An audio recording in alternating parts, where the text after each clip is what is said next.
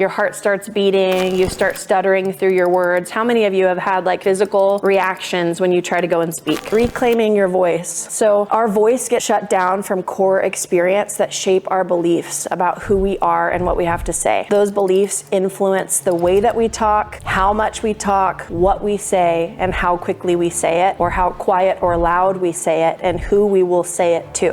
What I want for you guys is to feel like you have the confidence and the tools to cultivate owning your strength. Here are 3 common nervous system responses in voice wounds, if you will. The first is fight. You might have intensity, defensiveness, over-explaining, proving, interrupting, or like coming in hot. The root of this belief is a huge core belief around the feelings of voicelessness, is that what I have to say doesn't matter. If you lean in the pain and you discover the origin wound, then you can actually reclaim your voice and release trapped emotion in your body and your nervous system. And as a result of that, you'll step into your identity and authority that God placed in you.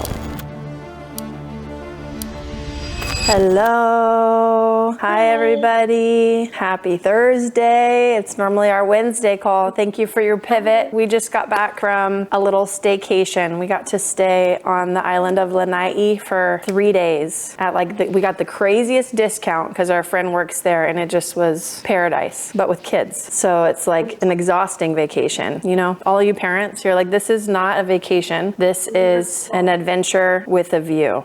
That's what it is. All day long. You're like, kids.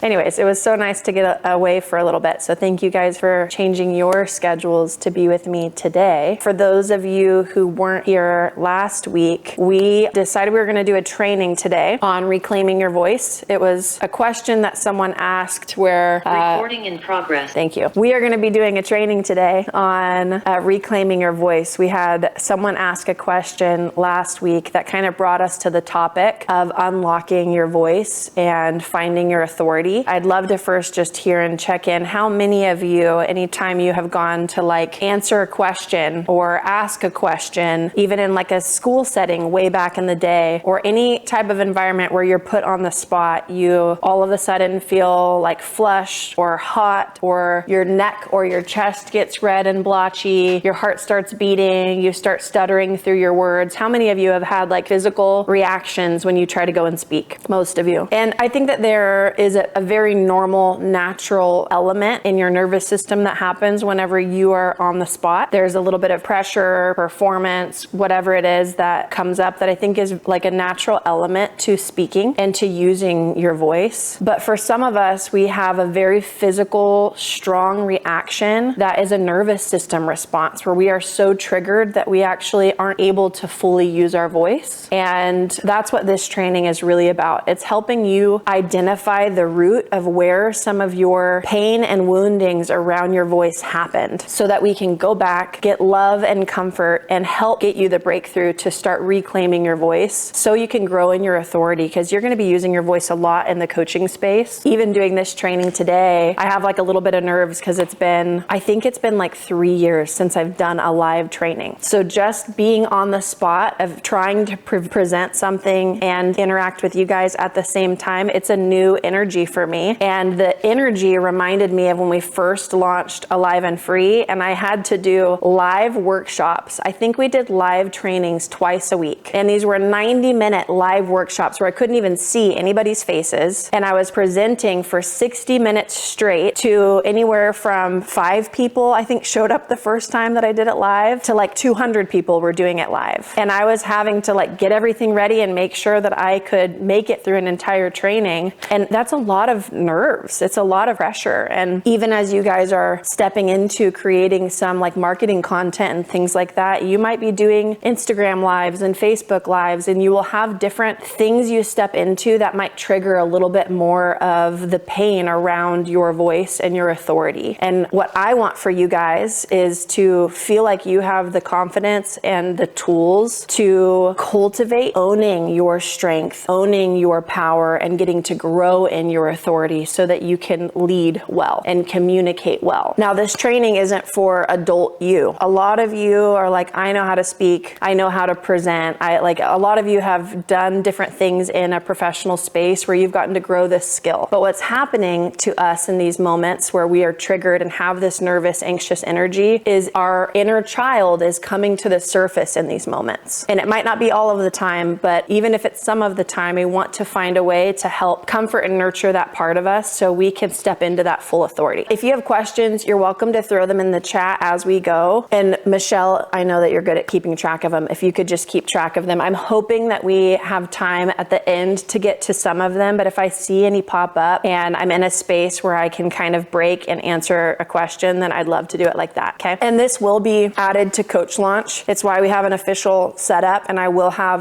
like a PDF available for you guys as well. So feel free to take your own notes, but don't feel like you have to write down everything I'm saying because you're going to get access to this. And also, why I want a lot of you really leaning in isn't necessarily just about unlocking your own voice, even though I hope we do that today. This is really incredible content for you to be able to work your clients, like work through this with your clients. You will notice these different mannerisms that your clients have in sessions that are often a key to getting to the root of some wounds. You will be able to identify some of the things we're talking about, and it will be a huge component of what helps you get your clients breakthrough. Okay, reclaiming your voice. So our voice gets shut down from core experience that shape our beliefs about who we are and what we have to say. Those beliefs influence the way that we talk, how much we talk, what we say, and how quickly we say it, or how quiet or loud we say it, and who we will say it to. If your body panics whenever you speak, you get like the rash on your throat we were talking about, you are losing your words or ending sentences early. This isn't just someone being weak or someone being spacey or ADD. It's actually a protective nervous system strategy that's formed in earlier moments when your voice didn't feel safe. This can even stem from the famous phrase like children should be seen and not heard, or being talked over constantly, or not being connected to intentionally as a child. Even if your parents didn't facilitate a space for, hey, how are you doing? Hey, what are you feeling? I want to hear what happened for you in that. If you didn't have the nurture and the secure attachment of being heard, then you might have some of these triggers around using your voice. So essentially, we shut down our voice to protect ourselves from rejection. In the core experiences where we used our voice and we felt inadequate, we started to read all of the micro expressions and the body language of the people around us to try to get our cue for approval over our voice. How many of you have done that? I was famous for doing that. If I watched someone's eyes glaze over, or they looked down at their phone, or they were just staring off, I immediately would speed through everything I was saying and try to finish it as fast as I could, because all that sent me the message was that you aren't interested in what I have to say. So I would accelerate as quickly as possible to protect myself of the rejection of feeling like it didn't matter. So essentially, when you speak, your nervous system is trying to run a prediction of what would happen if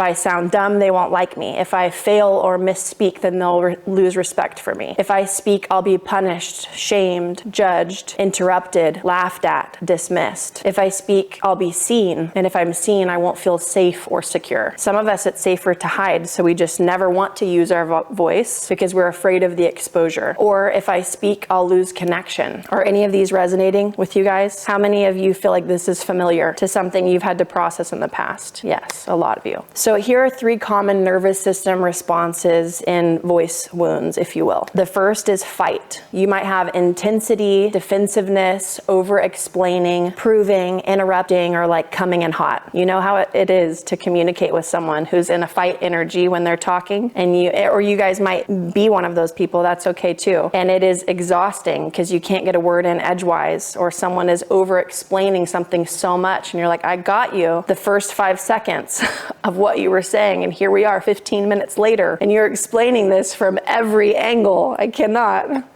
Or the second is flight, speed talking, info dumping, getting it over with, and avoiding hard conversations. And the last is the freeze fawn. Your mind blanks, your throat gets tight, you're trailing off, you're maybe apologizing or softening everything, being really quiet, or essentially asking permission to just exist. So most people with this trigger live in a blend of all three of these things. You might weave in and out of all three of these defense mechanisms. So I want to talk a little bit about like the manifestations of this before we dive into the how to get to the root of this. The stress related histamine reaction can happen. It is just a nervous system dump. You are getting flush, you might get stress hives, you might have like blood vessels widening, or you might get in this like adrenaline surge. You're essentially just getting activated in your nervous system. So many people, whether it's me, you clients, or your future clients, will think that these things are personality traits. I know for me, I thought that this was just a normal part of who I was, and I justified it. And they will find ways to rationalize it and justify it just like I did. They're trying to make sense of it so that they can learn ways to not expose themselves by speaking. So we will avoid speaking, sharing, and exposure, even though it's not the solution. What it's doing is it's sweeping the unprocessed pain under the rug. So if you avoid the things that are triggering these reactions for you, you are just sweeping your pain under the rug. This is what we're doing in our emotional world too. If you lean in the pain and you discover the origin wound, then you can actually reclaim your voice and release trapped emotion in your body and your nervous system. And as a result of that, you'll step into your identity and authority that God placed in you. So here are some of the tells to see if it's protective reactions and not personality traits, because I want to leave space for there to be preferences and personality traits. Those are there. That like we have justifiable reasons why we don't like to share, but we want to still work through the trigger and get healing in the wound. Because until you do that work, you won't know what's left over. If you heal the trigger, you get to the root of it, you've gotten the self-compassion and love, and you feel secure, now you can clearly see what's your personality and what's not. Does that make sense? So always, whether it's you or with your clients, always work through the triggers no matter what, because then you can have like a nice reality check of, no, this actually is a preference or a personality trait. The first one is talking really fast. Translation is, if I hurry, I can get out before something bad happens. This is escape behavior. It's your body saying finish quickly so that nobody can interrupt, dismiss, judge, or attack. The next is ending sentences early or dropping your voice off at the end. The translation is don't fully land, don't fully take up space. This often is formed in environments where finishing a thought led to correction or ridicule or being cut off or just assuming someone wasn't interested in what you had to say based on their response. The next is over-explaining. The translation is maybe if I give enough reasons, you won't shame me. This is often from growing up with unpredictable criticism or having to prove your reality. And the last is apologizing for who you are. The translation is if I stay small, then I get to stay connected. Maybe if I don't expose my strength or power, then others won't feel insecure. How many of you have felt that way? Like when you did use your voice, when you were owning yourself, maybe you had a stride where you're like, I'm feeling healthy, powerful, confident, connected to God. And then you read the room and you saw the way other people got triggered into insecurity, and then you took notes and you were like, well, I don't want to make other people get triggered. I don't want other people to feel insecure when they're around my strength or my power, so I'm just gonna dim it down a little bit. Maybe now, even if I'm healthy and powerful and connected, if I don't shine so bright, then I don't have to see other people get triggered into insecurity. No one else is actually getting empowered by you playing small and by you shutting down your voice and your power. But again, adult you doesn't need to know this. It's your inner child. It's that little kid in you that's like, if I can be small, if I can make you feel comfortable, if I can make you feel safe by me pulling back my strength, then maybe then I can keep connection. Maybe then I'll get acceptance. Maybe then I'll be seen. Maybe then I'll get love. I'm talking about me too here, you guys. What I was just talking about with playing small has been the last 8 years of my life. And I get a lot of momentum and breakthrough and I own my voice and my power, and then someone triggers, or I hear someone's triggered thoughts about me and I'm like, oh, okay, be small. And then it takes 6 months and I'm like, I'm big again. I feel good and connected. I'm going to be powerful. And then someone rejects me. Oh, I'm going to be small again. And so I have been in this rhythm of like learning how to reclaim my voice, not in Alive and Free. This is like my safe space to own my power. It's in intimate relationships with like girlfriends where I notice this behavior happen in me where I'm like, I don't want you to feel triggered. You know, I don't want you to get this trigger that says you're less than me or you feel overanalyzed by me because of the way that you hear me work and the way I create content. So I too am right here with you in the journey, healing my inner child and reclaiming my voice. A last one that I want to throw in is sometimes you'll hear people laughing while they say something painful. How many of you do that? Try to minimize it. I'm just gonna laugh this one off. The translation is, let me soften the impact so that you don't reject me. This is too much for you. So I'm gonna make this really lighthearted so that it doesn't feel overwhelming. Your nervous system learned all of these strategies to try to feel safe. The root of this belief is a huge core belief around the feelings of voicelessness, is that what I have to say doesn't matter. I'd love for you guys to throw in the chat and fill in the blank. What is your core belief around this? That was mine. What I have to say doesn't matter. When you think about some of the things I've talked about so far, what is that core belief for you? Put language to it, throw it in the chat. Survival, I'm gonna be rejected and not heard, why even speak? Yeah, I felt like I was in the way. My family always said, I don't know anything, I'm dumb, so I ended up avoiding talking to them. That's heartbreaking, Olivia. Not liked or legitimate. Any more before I jump back in? What I have to say doesn't matter. It's gonna fall on deaf ears. Yeah. Opinions have no weight. Yeah. You're wrong. Felt unworthy or undermined. Not enough to be heard. If you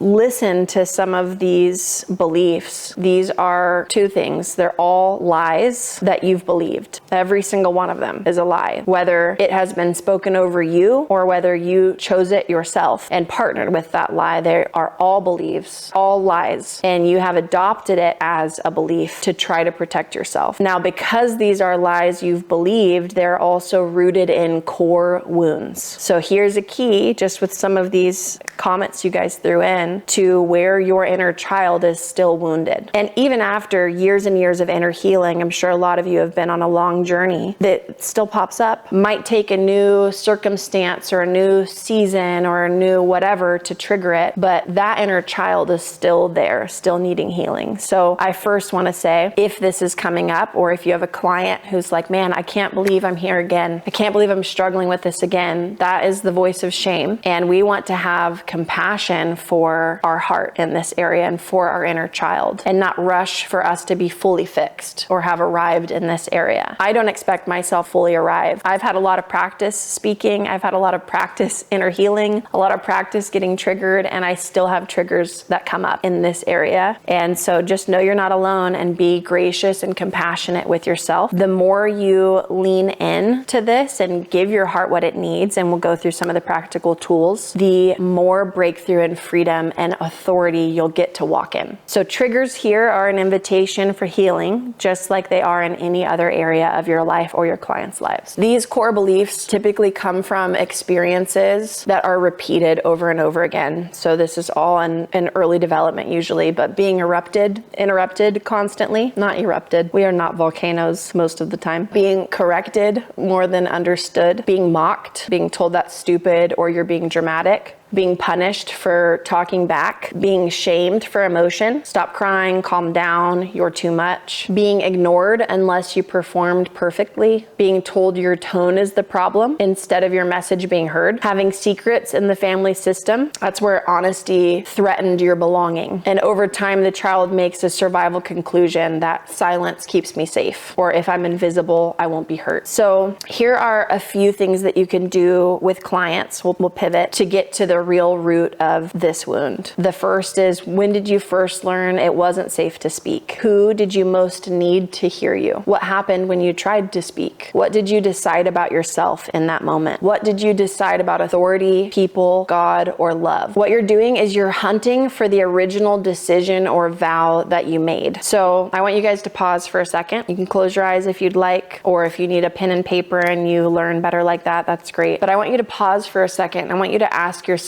these questions and write down what you hear. So I want you to ask yourself, when did I first learn that it wasn't safe to use my voice? Another good tool for you or for your clients is a hand on your heart. And you could even say out loud, like, little Kevin, when did you first learn that it wasn't safe to use your voice? Because then you're talking directly to your inner child, and sometimes that helps you bypass your brain and get straight to that root. I want you to write down what you hear. You might even say, heart, when's the first time time you remember feeling like your voice didn't matter. And jot down just a note to help you go back to that memory. The next question is, who did you most need to hear you? It's so good for our hearts to let ourselves connect into these tender moments. You know that line, what you don't feel, you don't heal. Sometimes these are the hardest parts to face in this weakness and this vulnerability. But if we can lean in and learn how to hold space for our inner child, feel that pain with them, you will actually get relief in your present day self, in your emotional world today. The other phrase that you all know is what we resist persists. Sometimes we are so desperately trying to escape that feeling of inadequacy or abandonment or betrayal, and it's the very thing that makes toxic cycles persist in our present life. Pornography, binging, addiction to exercise, escaping through working, needing to perform and achieve to feel significant. All of those habits and addictions are rooted in unprocessed pain. If you can get comfort here, you no longer need to go to the other things for comfort. Next question is, what did you decide about yourself in that moment, in that memory that came up? Write it down. And then what did you decide about authority, parents, leaders, people, God, or love, whichever one comes up for you? If any of you are having a hard time getting connected or having memories that are popping up, I want you to close your eyes right now and just say, Holy Spirit, I invite you to help me come in and connect. You can even ask him, what's the thing that's blocking me? 9 times out of 10, it's fear. So you could say, God, how do you want to love this fear away? Sometimes we need a little injection of his love to have the strength and the courage to keep going deeper. And hopefully he's loved that block away just a little bit. And you can ask him, Holy Spirit, when did I first shut down my voice? And for you and for your future clients, this is an exercise of trust. Sometimes it is so easy to judge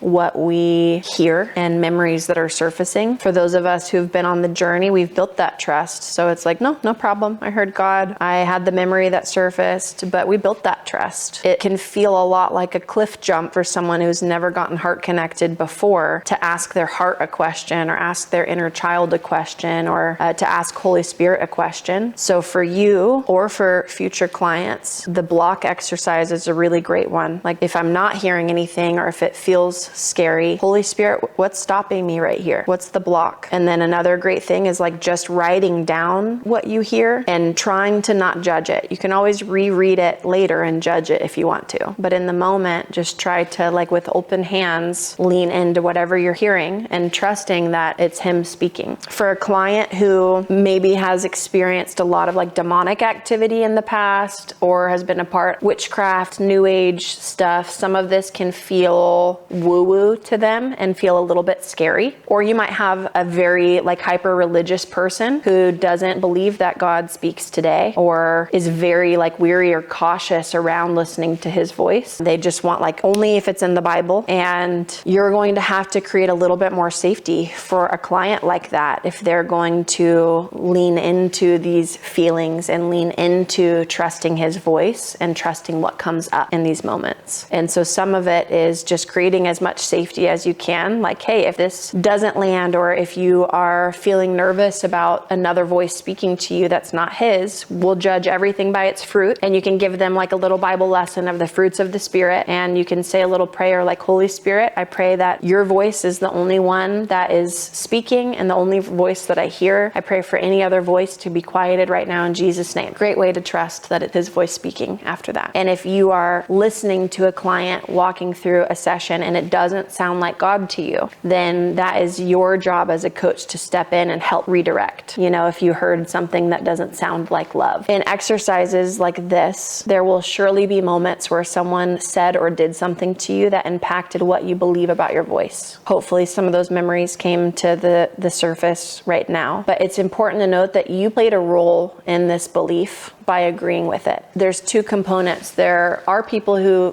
definitely went through abuse. And we want to validate that, and we want to help them see how damaging that was for them. We want to help them see when it is abuse. You want to give them that reality check, like, hey, this isn't normal. This isn't healthy. That wasn't a loving mother. She was trying her best. We're not going to, villainize her, but she was in a lot of pain, and you never should have been treated like that. If you were my little girl, you were my little boy, this is how I would speak to you. This is what love sounds like. So you want to help them basically understand that what they went through wasn't okay. But the second component of this is, even if we had someone that said something that was damaging to us, the real issue lies where we agree with it. We partner with that lie. And when you partner with a lie and you make an agreement, that's when you empower the lie. Then it just starts breeding in your life. If all of us were very securely attached children with really present, loving mothers and fathers, we would be able to have someone in our ear saying anything over us, and it wouldn't stick the same way that it sticks with us who have been through hard times, right? Because you would have heard over and over and over again your identity from a loving mother and father. It's so much easier to brush it off. It's like, well, if that's not true, then why does that hurt if that's a lie? If someone said that to you and you know it's not true and I know it's not true, and that's not who you are. It's like it's a quicker process, right? So we empower these lies when we partner with it and make those agreements. So in inner healing work, you may need to apologize to little you for agreeing with that lie. That you can do it right now if you would like. Yes, close your eyes. I want you to go back to the memory that surfaced for you in the time that we had a few minutes ago, and imagine, if you will, that version of you standing in front of you today. So present you standing in front of younger you in that painful memory. And you can say whatever resonates with you. If there's anything coming up for you, please feel free to mute me and do whatever you need to do. But that might sound like, I'm so sorry that so-and-so said that to you. But when that happened, I agreed with them. And I told you that your voice didn't matter, that your voice wasn't important. I told you that people don't want to hear what you have to say. And I agreed with the lie that you should never make yourself vulnerable again. This is just an example, so take it whatever direction you need. But that agreement has made you terrified to take risks and terrified to use your voice. Will you please forgive me? And then I want you to say a few things out loud. I break the vow that I'll never expose myself or make myself vulnerable again. I break the lie that my voice doesn't matter. I break up with the lie that I have to play small or hide to keep relationship. And anything else that you feel like younger you needs to hear to feel safe or defended or protected by you, then please, by all means, say that right now out loud. Say it to younger you as if you are the one defending you. And this is a moment with the client or the friend that I mentioned walking through this exercise. This was the moment where, for those of you who weren't here, she was on her front porch with her boyfriend and he pinned her up by the neck against the wall. And she didn't feel like she had permission to have a boundary or to have a voice or to do anything in that moment. And she also didn't feel protected or defended by her parents. This is the moment where I had her aggressively say out loud until she could fully access her voice, "Get your hands off of me." And she was so quiet, which was to me an indicator that she had not accessed her voice. Because if someone's pinning you to the wall and you quietly say, "Get your hands off of me," you think they're going to listen to you? No, get your hands off of me. Get your hands off of me. And I had her do it over and over and over again until she was actually defending herself and had actually used her voice. So this might be a moment for you guys. Say you had been through an abusive situation where you had a parent that said,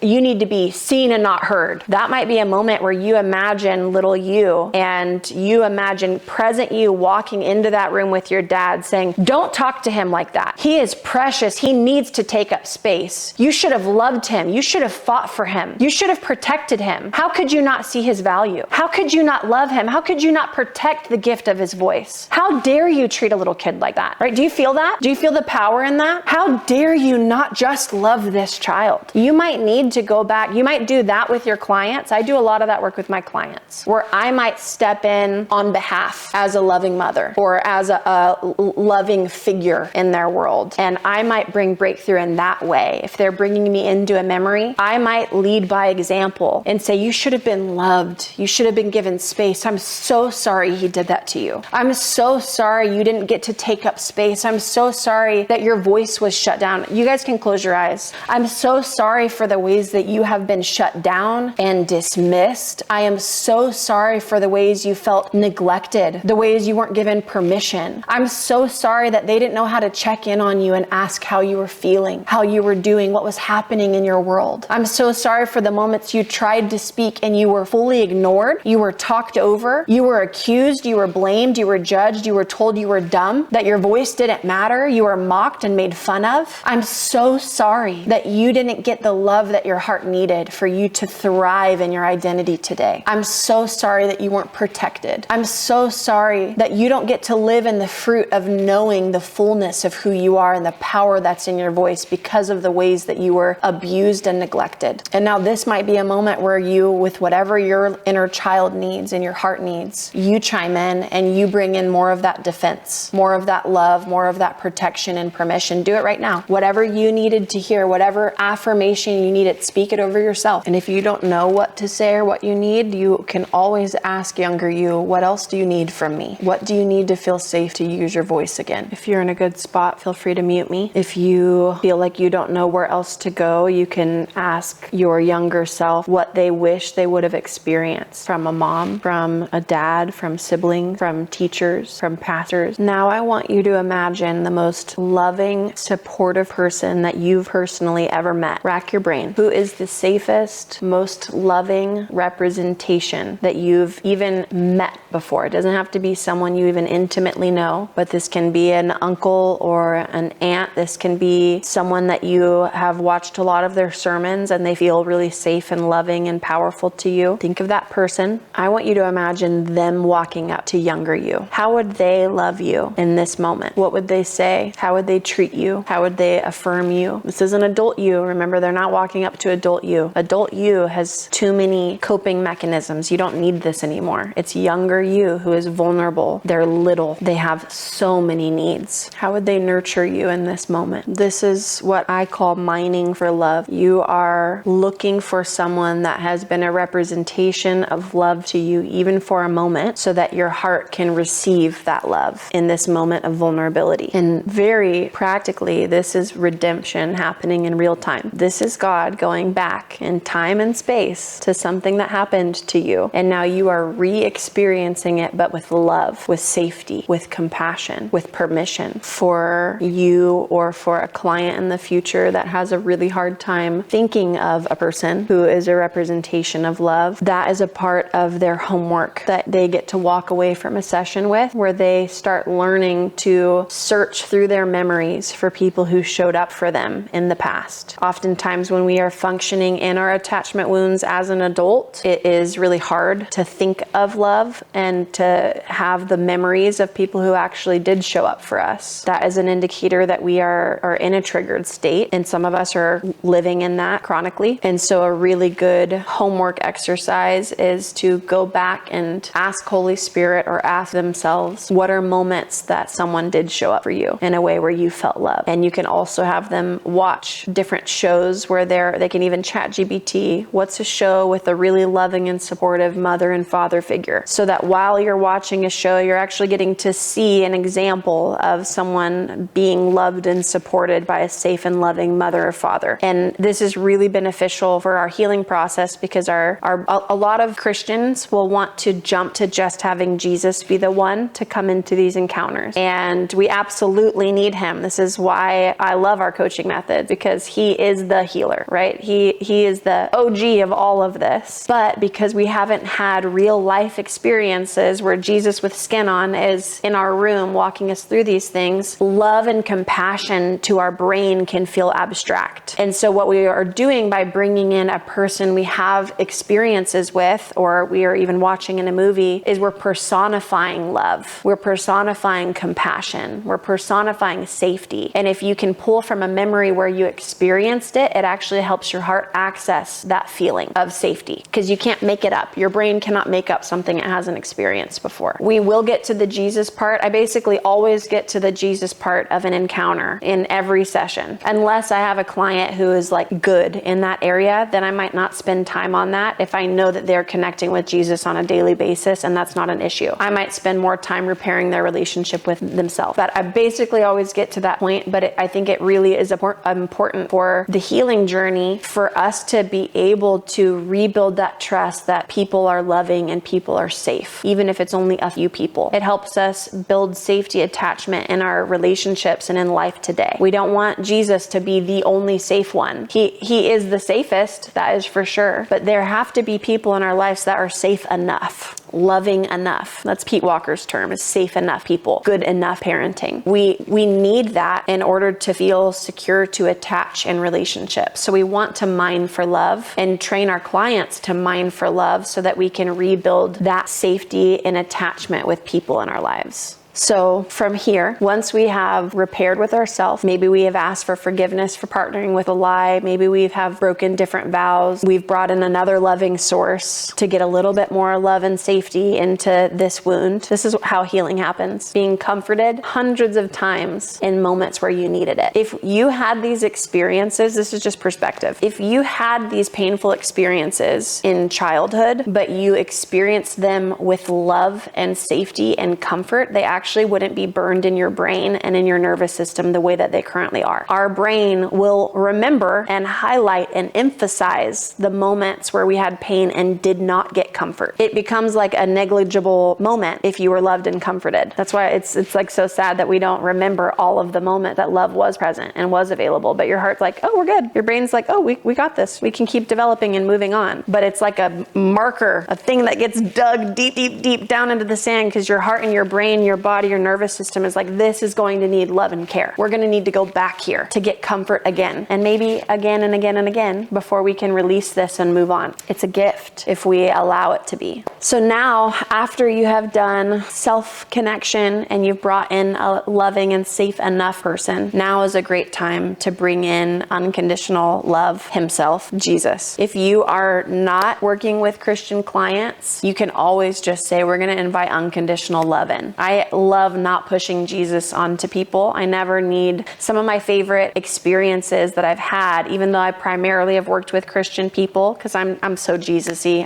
there's just like no way around it. He's just ingrained in every fiber of my being because I have had so many beautiful healing experiences with him. So I would have a hard time changing all of my language. So when I did work with non-Christians, I just told them, hey, I love Jesus. Here's why. He totally changed my life. I don't need you to love Jesus for us to work together, but he is in a lot of my language, just so you know. So if you're okay with that, I would still love to work with you, and I'm never going to push him on you. But if you ever have questions, please feel free to ask. In this type of encounter, this would be the moment where I'd say, okay, with their eyes closed, I'd say, now I want you to invite in unconditional love into this memory. I've had several people that became believers in the middle of a session because he revealed himself to them. And that, there is no greater thing than that. I didn't convince them. I didn't push Jesus on them. I wasn't trying to save their soul or save them from the fiery brimstone of hell. There was no fear, no projection, no control, just love. And then they encounter him. And I'll say it might be like a warm presence. It might be a light that comes in the room. It might feel like a blanket's getting wrapped around you. But I want you to tell me, what are you experiencing after love came in the room? And people to a T will describe Jesus. And that is their like first encounter with him, and that is just the best. But in this moment, whether it's a Christian or not, you could say invite in love, or if it is a Christian, you can invite in the Father or Jesus or the Holy Spirit. I don't know who's going to come or how they're going to show up, but you tell me what you see, what you feel, what you sense when he walks in the room. And you guys are welcome to do this right now if you'd like. You can go back to that memory. We're doing a continuation of the same encounter, and love is going to walk in the room. And I don't know what he's going to be like or how he's going to show up. Maybe you just hear his voice. Maybe you see his face. Maybe you just feel a presence, and just lean in. What's he saying to you? Maybe you even ask him, Jesus, what do you have to say about my voice? Maybe you ask, how have you called me to use my voice? What are your plans for me? Or maybe you ask, is there anything else you want to heal in my heart right now? And if I was in a one-on-one, this would be a moment where I just would say to my client, whenever you hear anything and whenever you feel ready, I just want you to share with me what you're hearing. And I may or may not guide this conversation, because there are so many times where this is spottier with you guys because I'm training and walking you guys through connection, and then training again and walking you through connection, and then focusing on a client. Now focus on yourself. So so the connection might be a little bit harder to tap into. But with a client, I'm walking them through the entire encounter, and I'm not teaching in between usually. So whenever we access the memory, we also access some of those wounds, and now they're in their emotional brain. And so they are more likely to connect quickly during an encounter. It's going to be easier to hear his voice because they're not in like the left logic part of their brain where they're judging and analyzing. Things will typically be a lot smoother in terms of them getting connected. But I'm wanting to hear from them what they're hearing, so that if, for example, they hear something from Jesus and they're like, but I don't really know what that means, or but that doesn't make sense to me. That's whenever I would just lead the conversation for them to be like, Jesus, what do you mean by that? Or Jesus, will you show me a picture or tell me more? I'm wanting to continue the conversation because for most of us, we are so quick to ask Jesus a question and then like move on, even if something doesn't make sense, or even if we just hear like one thing from him, we're like, oh, I got a sip of water, I'm good for the day. It's like, no, you're thirsty. That part of you has been dehydrated and in the Sahara Desert for way too long. We need to be chugging and leaning into this moment and pulling from as much of his love as we can. So I might have them continue to ask him more and more questions. I might even be like, how do you see me, Jesus? Or how else do you want to heal my heart here? Or, what's something I can do with you every day, Jesus, to work on this part of my heart? And then I might make that their homework. Whatever Jesus said to do, that's your homework. Set a timer, do it every single day for 5 minutes. So once they have hit this third base, that is a beautiful time to pivot in the session and go into more of a teaching moment. But I'm going to wrap up with you guys. Basically, after this initial encounter, exercise session, whatever you want to call it, it's really just about retraining your nervous system to feel safe using your voice. So there's a lot of ways to do this. Basically, the best way to do it is exercises doing heart check-ins. So on a daily basis, figuring out like what you're feeling and what came up and any moments that you were triggered in that day. Or maybe you had a moment where you were in a practice session and you noticed your chest getting all red and you were feeling a lot of anxiety. Later on in the day, you might go back and be like, wow, when I was feeling all of that, what was coming up in me? What was I believing? Or what was how old did I feel in that memory? And you might ask yourself, what do I need in that moment? Like, what does my inner child need to feel safe? Or you might have interactions where you are having a conversation with someone and you're feeling a lot of that stuff start surfacing in your body. You might ask yourself the question, is there anything that I need to communicate here? Are there any boundaries that I need to have? Do I need to speak up? A lot of this will be like reflection work initially, where there will be interactions you have, or you'll be in a session, or you'll be presenting. And later you're getting to unpack and kind of process to take care of your heart. What came up in me? How old did I feel? I'm going to get love and nurture there. Go through all the steps that we just did together. And then is there anything I could have done differently? Or like, how could I have had a boundary better in that moment? And a lot of the nervous system safety will happen from you or your clients starting to exercise using their voice, or having boundaries, speaking up in different ways that they needed to, or creating more of the safety by going back and getting to the root of that wound to get love and comfort in.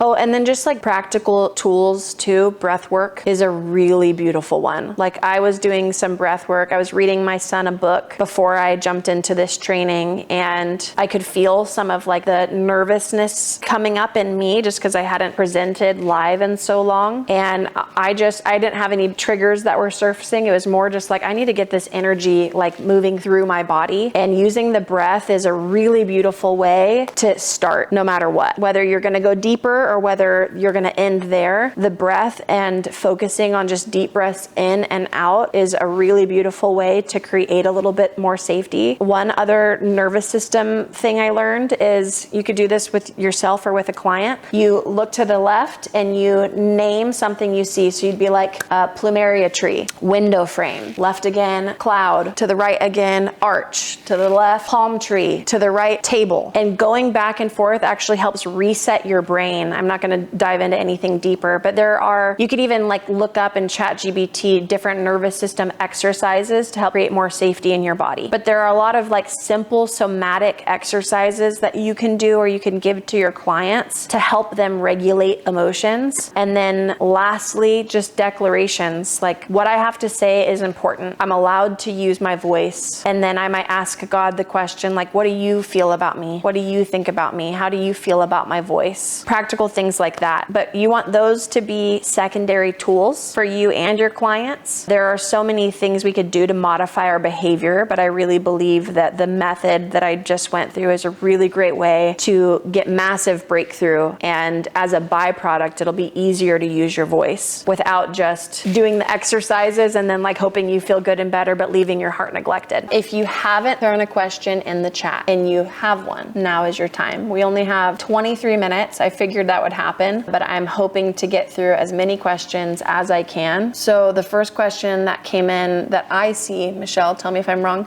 Scott said, so fight, flight, freeze. Can you touch on fawning in this context? Yes. Fawning would more so be like self-abandoning truth in order to protect connection. So I'm going to shut down what I have to say, or I'm going to not have a boundary here because I'm afraid of your reaction, or I'm afraid of losing connection. Does that make sense? Yeah. Is it also agreeing with the lie or agreeing with, whoever is abusing you or whatever? Because I see that as fawning. It's like, I'll be bad, just don't leave me. Totally, yeah. Yes, because it's still self-abandonment. It's like, I will abandon myself in order to keep connection. So whether I'm agreeing with you or whether I'm silently agreeing internally, or maybe I don't believe it, but I'm not having a boundary out loud because I'm too afraid of losing it. Either way, it's self-abandonment. Yeah, I heard somebody say that people that are codependent are afraid that whoever they're codependent on, they're afraid that they'll either take something from them or do something to them if they don't meet their needs. Yeah, that's good. So good. Nathan said, I'd love to hear how you navigate that relationship. Nathan, what relationship? I don't remember what I was talking about. Is it still a question? It's not even a question in the first place, is it? So you were really going in early on talking about just making yourself small in relationships and analyzing how people are responding to what you're saying and taking that data and then adjusting what you're saying or diminishing it. And it was all really resonating with me. And then you were also sharing like it's something you're processing. You still process, like you still work through that. And then you're like, even with some of like my girlfriends, XYZ. And when you said that, that's when I like left that comment and I was like, oh man, I'd love to hear how you navigate that. Yeah. And, like these relationships with like friends where you start to really step into yourself and you start to get powerful. And it makes somebody who, I mean, it could be a family member, it could be maybe someone in your church or whoever. And you know that if you're saying that, it's just going to make them super uncomfortable. And I'm like, how does Sammy navigate that? I'd love to hear more about that. Yeah, happy to share. It sucks. So I'll keep it small for the sake of time because I'm a details girl with this stuff. I could go all the way. I had a friend that I was starting to build with, and we were in the same like small group Bible study, if you will. She even facilitated a group where the goal was to like walk through Jesus encounters, and the focus of it was inner healing. And I'm like, great, this is my jam. I'm with a bunch of girls who are like kind of new to this, don't have that much experience. I love hungry people. Let's go. And while they are like kind of clunkily going through this, and everyone's like, what does this mean? How do you do that? I don't understand. I didn't feel connected. I'm just burning in my seat. Like, do I be me or do I be small so that I don't overstep? And I just am like, oh, I know the answer to this, but I'm happy to like hold space, and I'm kind of witnessing what direction is this going, and I give some time for the girl to facilitate, and then I end up sharing at the end a few helpful tidbits, and people are really moved with like, how do you know this? I'm like, well, this is what I do. I love this stuff. And I even pull her aside after and I said, hey, I feel insecure in settings like this because I don't want you to feel like, I don't want to overstep. I don't feel the need to lead this. I don't feel the need to share or be the person, but I just don't want you to feel like I'm overstepping in something you're leading. But I do love this stuff and I feel like just happy to be a part of it, but I wanted to check in with you. And she basically says, no, I actually meant to reach out to you before the group because I want you to like be yourself. I want you to share. And I was like, oh, great. Love this. Now I have permission. And so the next group, I'm like, she asked me to lead it. So I lead it and so on and so forth. And I'm not a bulldozing presence. I know who I am. Just so you guys know, in like personal, private settings and in my life, I don't need to be the big person or the authority. I have like got the quiet confidence, but I want to step in when it's helpful. So I'm navigating that with my own discernment, and months go by and all of the girls are spending time together, posting stuff on social media. Everyone's invited but me, over and over and over again. And I end up reaching out months later, and I basically just sent a voice memo and I said, hey, I wanted to send a memo. I'd be happy to meet. I just don't want it to feel high stakes, like we have to go sit down at a coffee shop to have a talk. But essentially, here's what I'm noticing. Here is some of the pain that comes up for me. I know I have triggers around feeling rejected in female relationships because of my history. Shared it with her. This isn't your responsibility to do anything different, and I'm not asking you to invite me in more, just to be clear. I'm just wondering, is there something that I did that has caused you pain? Because if so, I would love to repair with you, and I'd love to hear if there was anything that I did so that we can like reconnect, whether or not that leads to friendship or us being acquaintances. So very non-controlling. I thought I did a great job. I have a little bit of practice with this stuff, you guys. And I even re-listened to it, played it for Spencer before I sent it, and I get the most accusational text message back like days later. And my message was very tender, taking a lot of ownership, but pointing out a few things to help her understand what I'm talking about. She basically, it comes in with judgment, accusation, and is saying like, you're too deep and it makes me feel unsafe, and you make everything too emotional. And I'm like, this is so weird, because the context this is happening in are like inner healing contexts and Bible studies where we're like going around asking everyone how they're doing. I'm confused, you know? So anyways, I had a boundary, like, hey, I want to hear what you're saying. I'd be happy to sit down and have a conversation. I did hear a lot of assumptions and accusations about me. It makes it hard to hear any of your feelings because I'm not hearing them. I'm only hearing your assumptions. I'd love to clear this up and talk face to face so we don't miss tone. And she was unwilling to meet with me. And so I just said, okay, like, peace be to you. And we have not talked since, and it's been over a year. And I am good friends with her sister. So there have been several other conversations that have needed to happen. The way I would love to deal with that is have a sit down face to face after that and not allow assumption and accusation and hear her heart. I would probably lead it more like a coach, and I wouldn't want it to be condescending in the way I did it, but I would navigate it with a coaching hat on, trying to hear her feelings underneath it, apologize where I could, own what I can, and then try to find a way that we could best connect. But when someone is unwilling to do that, you just like, I've just had to grieve the feeling of powerlessness, of you have all of these judgments about me that are most definitely inaccurate, and there's nothing I can do about it. And you're talking to whoever about me, potentially. And so it's been a journey about grief for me and learning how to reclaim my voice and my power and my giftings in intimate settings, even when I know I will be misunderstood and judged and rejected. That's all. Wow, thank you. Yeah, fun. Yeah, fun stuff. Thanks. That was extremely helpful. I won't say it, but there was just like, I'm going through similar things. Okay. And that was really helpful. So thank you. Good. Yeah,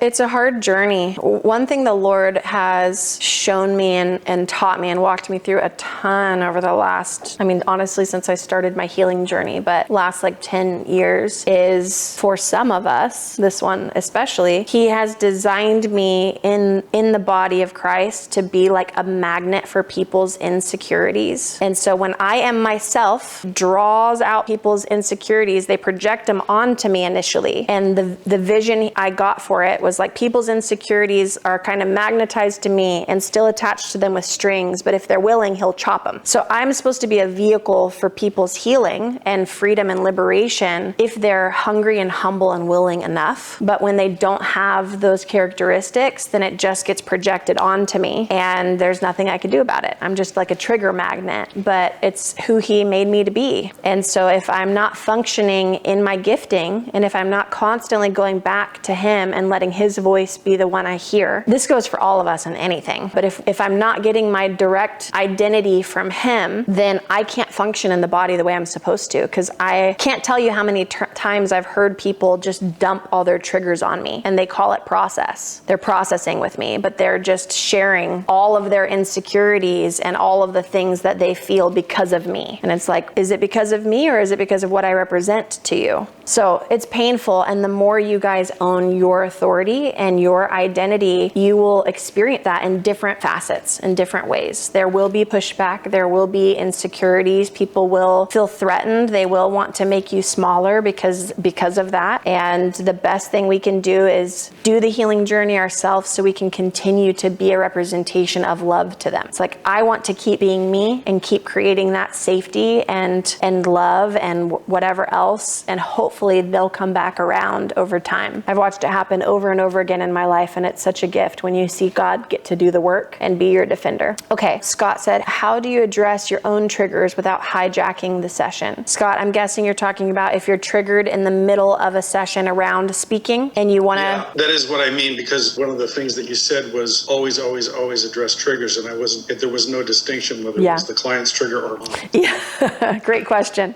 Great question. Initially, when you are in sessions and if you are getting triggered, you will be too dysregulated and have too little practice to know how to regulate in the middle of a session. So does that make sense? It's a very wordy, long sentence. Sorry. In the beginning, absolutely makes sense. Okay. So in the beginning, it's harder. So my best advice is if you are triggered, then you can write down in your notes, act like you're listening to your client. Okay. Try to still listen to your client and not miss what they're saying. You could even just write like, I'm triggered. Heart, I'm going to come back to you later. I'm going to take care of you. This is like a compartmentalization technique where there's healthy compartmentalization that you need to do. You want to respect your client's time and money and energy that they're here and this is about them. You are needing to be the regulated adult in this situation and you don't want to hurt any safety for them either, right? By you being dysregulated. This tool especially works whenever you are self-regulating and taking care of your heart the rest of the time when you're not in sessions. If you're a good steward over your own heart, then when you have an hour-long session, if you're triggered in the moment, you can do some deep breathing, write a few notes that you need to, and then your heart will know Scott's going to take care of me after this. A lot of the time, the hijacking in a session will happen when your heart doesn't trust that you will actually take care of it. And then it feels like it needs to monopolize the moment in order to get what it needs. So a lot of the time, to answer the question, you'll go back after and reprocess through what happened in that trigger, what came up, why did that client trigger me, or what was the memory. Sometimes you guys, like if you have your phone next to you when you're in a session, it can be the worst thing that you do. Don't do it unless you have to, because you might have a text that comes through where you're like, oh God, now all of my attention is on what's happening with my toddler. How am I going to show up and hold space for them right now? I'm getting the red alert from my babysitter or the text from my husband. They're pissed at me for whatever. So keep your phone away from you because you don't want unnecessary triggers happening in a session that you need to regulate through. So hindsight, go back to the trigger. And then as you get better and quicker at working through triggers, there are a lot of moments where I can be triggered in the middle of a session and do just enough heart work that I can work through my full trigger while I'm in that session. And it is like, have y'all ever heard the term Jehovah Sneaky? The word that just came to mind, Jehovah Sneaky. You know, Jesus be sneaky sometimes. It's probably like a charismatic church term. They call it a Jehovah Sneaky when Jesus does something that's just like so fun and cool, where you're like, only Jesus could do that. Anyways, but there's like sneaky moments you can steal to help you regulate. Just like you might write down, what am I feeling? And then while you're listening to them, because you don't want to lose attention, oh yeah, I'm feeling, you know, whatever. I'm not going to make something up. It's going to take too long. But you might be able to just identify the feeling and get a little bit of comfort there. Like, Scott, I see you. I'm not going to let you, be taken advantage of. I'm going to take care of you. Like little things like that. But that is a quick process whenever you're doing it the rest of the time outside of sessions. Is that helpful? I feel like that was way longer than it needed to be. I'm so sorry, you guys. We got there. Is Nathan next, Michelle? Great. Is it normal to just have a complete memory block when searching for that first agreement? Do you still have that question, Nathan? Why are you laughing? I'm laughing because I just feel like I'm talking too much. You're not. I actually don't, because you answered it Great. while you were going. You said it's usually fear, so that's probably fear that I have to work through. You're not talking too much. Thanks for using your voice. Thanks for taking up space. Thanks for being hungry. Thanks for being quick with your hunger. Like when you're hungry, you get your questions answered quickly and more frequently. So take up space. Those who are hungry will be fed. How do you repair or break the lie authority can't be trusted from this core wound. Dana, did I already answer your question, or do you want me to answer it? I think I'm still like kind of struggling with it. Okay. I know I have to like keep repairing that core wound. Yeah. But in modern day, like in this current situation when I'm not fully healed, how do I not react to those like authorities? Great question. Can I ask, what is the authority that is getting triggered right now? It's usually in like work setting. That was my thought. I just didn't want to make it about something else. Great question. There's a few components of this. The first is that a lot of us were taught to just like submit to authority and just respect authority. Now, in the church, a lot of this has happened from dysfunction. The church wanting to have people to serve, the church wanting more power, more control, more tithe. There is a lot of dysfunction of this that's happened in the church. This is where like abuse happens and the whole Sean Bowles situation. In work settings, now obviously you do need to have respect in the way that you're navigating through authority. And so it's different than submitting to an authority like in the church world. Essentially, every time you notice that you have that trigger, you want to get to the root of it. And it's through the exercise I just walked you through. It's through as many moments of inner healing and encounter that you need in order to no longer feel triggered, at least consistently. Like sometimes you guys, I can go like months without having any big triggers come up besides like parenting triggers. Those are all the time with a 3.5-year-old. But in other areas of my life, I can go long amounts of time because of the thousands of laps around the track that I've done through the triggers. Over time, with you taking care of your inner child and bringing in comfort, safety, nurture with this wound, it will no longer feel like a threat when you're having those conversations with authority figures, even if they are unhealthy. And even if you have a justifiable trigger, these are the hardest when you're like, my boss shamed me and it was totally inappropriate. It was totally out of line the way that they talked to me. You might have a justifiable trigger, meaning the thing that they did was wrong. And sometimes when you or our clients have justifiable triggers, it can be harder for them to get healing because it can be harder for them to take ownership of why that affected them. We should, if we were Jesus, you want to ask yourself the question, regardless of your boss's behavior or your authority figure's behavior, why does this bother me? Because if you were Jesus and you were fully connected to love, you would be able to watch everybody do Lord knows what and be fine and be present and be connected and know that this is a reflection of them and not me. So if that's the standard, I use it as my standard, not to ever shame myself. We never want this to be a thing where we're shaming ourselves. Well, I'm not like Jesus enough. I'm not healed enough. Otherwise this wouldn't bother me. No. It's like, if I were fully connected to love, would this bother me? Okay, it still bothers me. Of course I'm not fully connected to love. I'm evolving. I'm glowing up. I'm going from glory to glory. All right, why does this bother me? What is that trigger? When my boss said that to me, what does that remind me of? What does that make me believe about myself? Your boss can't make you, I'm not saying this to you, Dana, but just in general. Your boss can't make you feel less than. They can't make you feel disrespected. They can't make you feel not worthy. Your feelings are your responsibility. If your boss disrespected you and you felt disrespected, it's because you have a trigger there. If there wasn't a landing pad of judgment that you already had or a wound, it wouldn't bother you. So then we want to be compassionate with ourselves of, yeah, this hurts. That really flared up a big wound for me, and that's okay. I don't want you guys to hear me saying the black and white statements and make it a shame standard for you or your future clients. It's not. It's perspective of like, this is a really tender spot. This wound is big from my mom, from my dad, from the pastors, the way I felt betrayed by my best friend's dad who slept with her friend in high school and I really trusted him and respected him. These are all real influences that happen. Okay,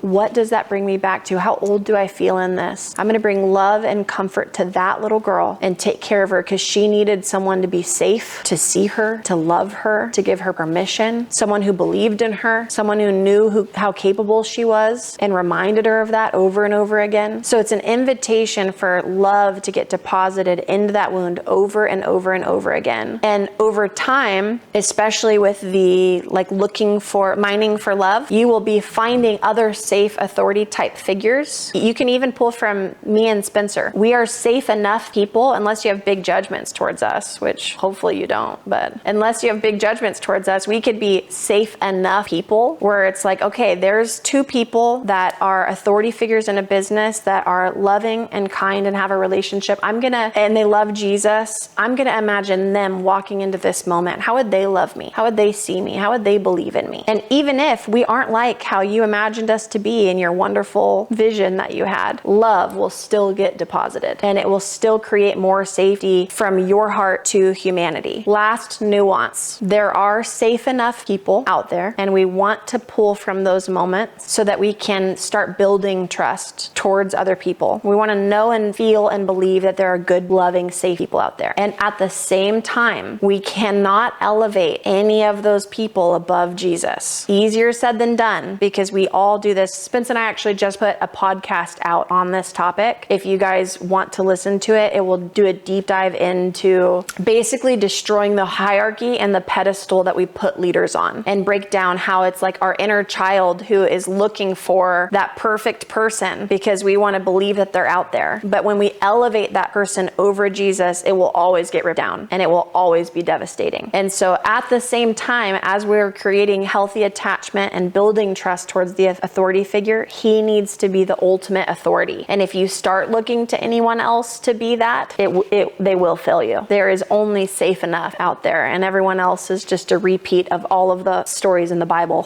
where everyone's failing over and over again, and he needs to be the one who did it perfectly. Is that helpful, Dana? So helpful. Thank you so much. Good. You're so welcome. Michelle, give me the next question. One more question. I have Dana. She said, my relationship with my parents is still hard for me. How do you set boundaries with unhealthy parents or work on more difficult relationships? You can skip me and go to somebody else since I just had a turn. I'm going to do that. Thank you, Dana. Unless the next question is the same, and then God's like, boop again. I've got Olivia and church hurt. Okay. Hi, Olivia. Thank you, Michelle. Sorry for bossing you. Hi. Hi. What's your question?